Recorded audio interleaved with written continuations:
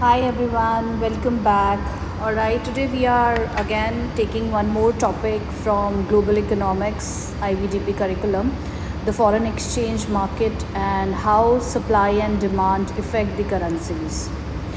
So this topic I have taken with a lot of queries from my students, especially for P2, where the student find very challenging in order to shift the demand or supply for currency in the given scenario. So I'm going to touch upon the base and will bring one example as well to understand it better. Alright, so we live in a global economy where residents of different countries trade with us. So this trade involves not just goods and services but also the currencies, and that's where the foreign exchange market, which we also call forex market, comes into play. So before moving ahead, so what is international trade, or you should have understanding what all are international transactions. So a resident, first of all, a resident, whether an individual, firm or government, is simply someone who lives in a particular country and participates in the international trade, seeking goods and services from the outside of the country's boundary. And when residents from different countries exchange goods, services or assets, it's known as international trade. To facilitate this trade, they must be using different national currencies. So there is where foreign exchange happens. So moving ahead, demand for currency. There are the two market forces which determines the exchange rate in foreign exchange market. One is the demand for currency and other is the supply for currency. So the basic confusion that a child gets in, that the x-axis and the y-axis, because it's a foreign exchange market, whose currencies we are trading, which currency we are trading, how we write two different currencies on both the axes. So I'm gonna discuss this. Let's understand first of all what is the demand for a currency. It is the quantity that a buyer, usually foreigners, are willing to purchase at a certain exchange rate. Right? Foreigner demand a country's currencies when they want to buy the country's goods and services or assets. Right? The demand for currency is also done when we are traveling to different countries. So we need currency of that country where we are traveling. So these are the various purposes of demand for the currencies. The slope of the curve is again similar to the demand curve, which is downward sloping. It's also brings the currency to a point where it appreciates or depreciates. So foreign buyer will find it more expensive, so they demand less of it in the case of appreciation, and vice versa. Right? On the other hand, the supply of a currency, the supply of currency refers to how much of that currency seller are willing to offer at a particular exchange rate over a certain period of time. So the certain period of time. If I'll move ahead, typically domestic residents supply their own currency when they want to buy foreign goods and services. Very important line to understand. When buyers, domestic resident, supply their own currency, how it would affect. So when you'll get a question, you have to understand this, that whether it is a supply of a domestic currency or demand of foreign currency by the resident. So that is the point of differentiation. One more important to note, that the supply curve of this currency is also usually assumed to be upward sloping. Why? Because as currency appreciates, resident can buy more from abroad, so that supply more of their own currency.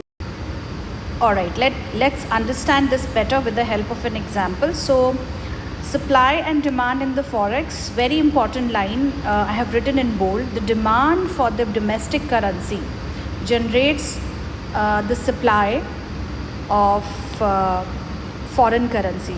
So if you'll see, one transaction between the two countries will have two impacts, one on the domestic currency, one on the international currency. So for example, a US resident, let's see this,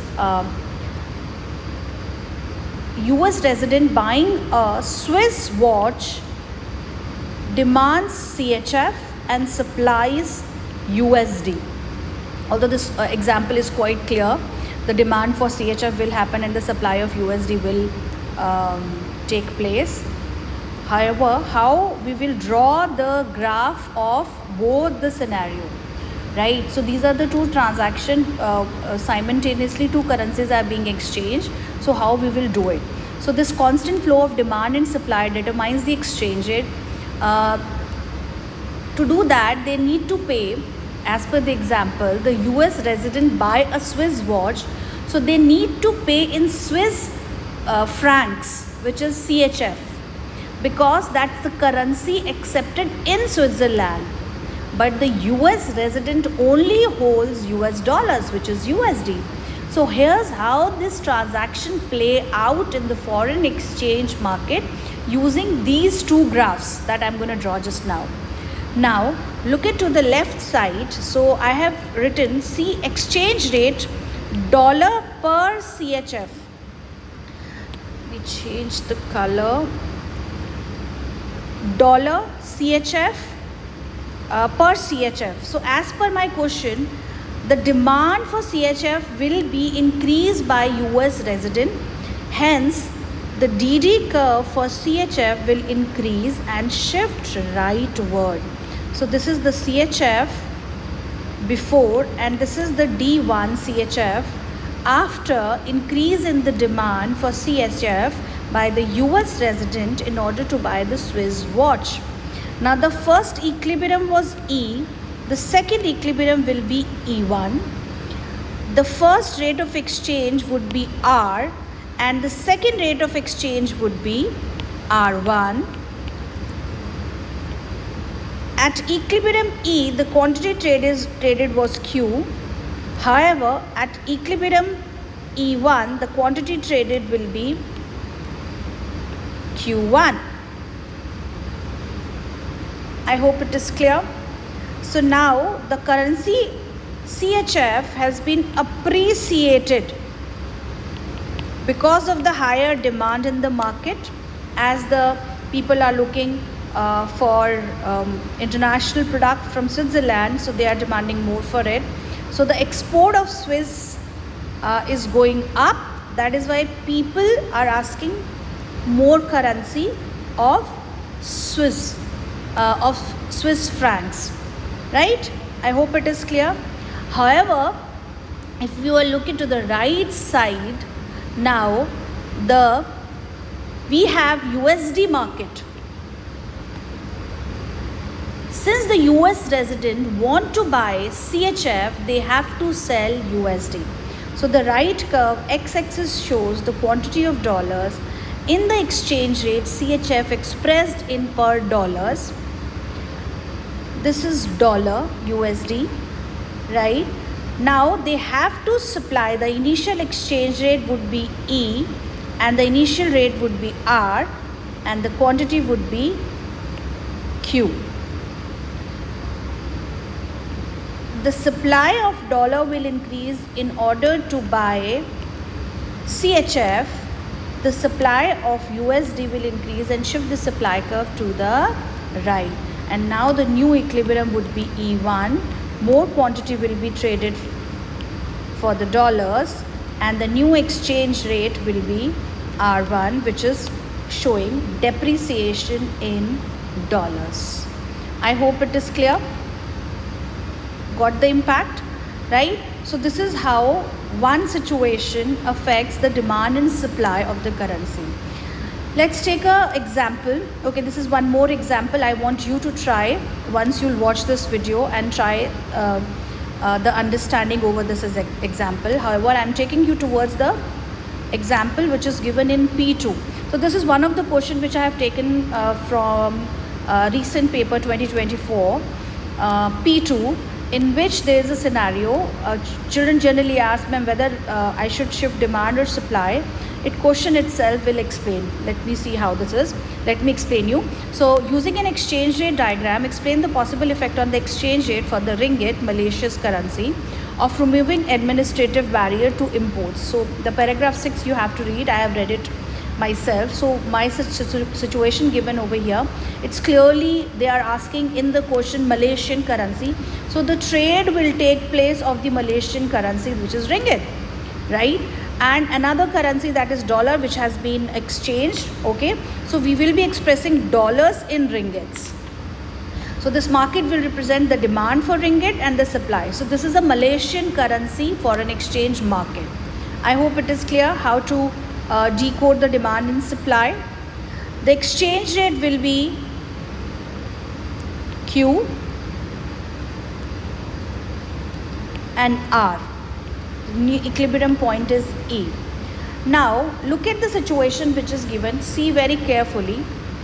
The less or removing administrative barriers of to imports, which insist that the president of the country to buy or do more imports, because the barriers will, removal of the barrier will encourage the people to buy more goods and services from other country, and hence the import will go up.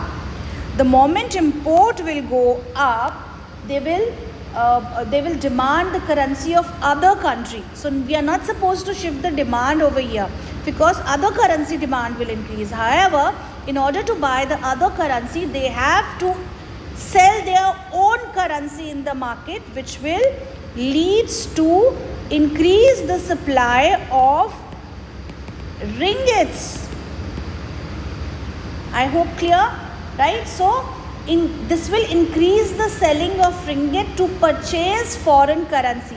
Please listen it to very carefully what I am saying, because your explanation should include this. You have to write this under this question, because the distribution is 2 plus 2. 2 is for the graph and 2 is for the explanation. So if you will not write the correct explanation, you won't get another 2. So increase selling of ringgit to purchase foreign currency. Now this shift, rightward shift, is with the purpose to purchase foreign currency, and now it will show that increase in the quantity traded between of the ringgit in the foreign exchange market, and the impact is clearly showing the depreciation of ringgit in foreign exchange market. I hope it is clear.